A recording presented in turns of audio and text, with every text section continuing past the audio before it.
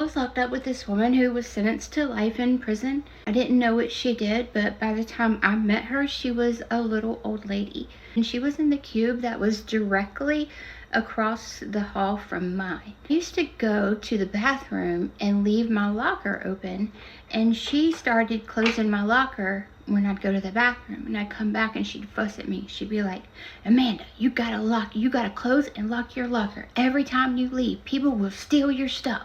And I'd be like, "Yes, ma'am." And I was just so naive. After she served 25 years in prison, she was eligible for parole. And she would go up for parole once every 2 years. And she had been up like several times and been denied parole every time.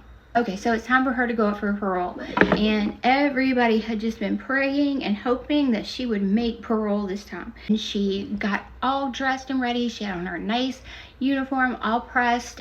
We heard somebody come in down the hallway, and they were like, "Miss Pat is back." And so we all went outside to the sidewalk and waited for her, and we were just trying to get a glimpse like of her face to see if she had made it, because we thought we'd be able to tell.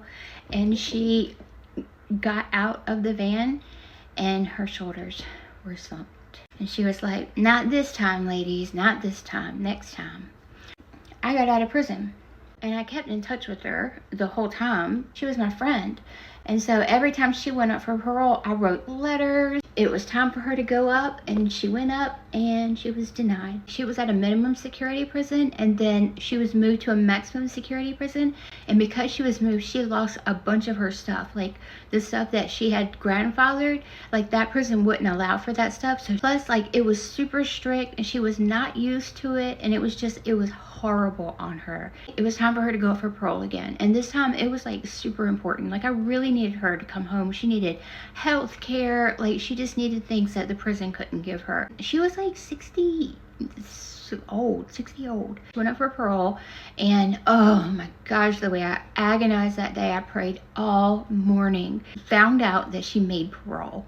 The glee in her voice, y'all, she was just floating. So on the day that she got out, me and my dad drove up to that maximum security prison, and we picked her up. And it was just so darling watching somebody who had life in prison step out of prison and be free for the first time in like 30 years.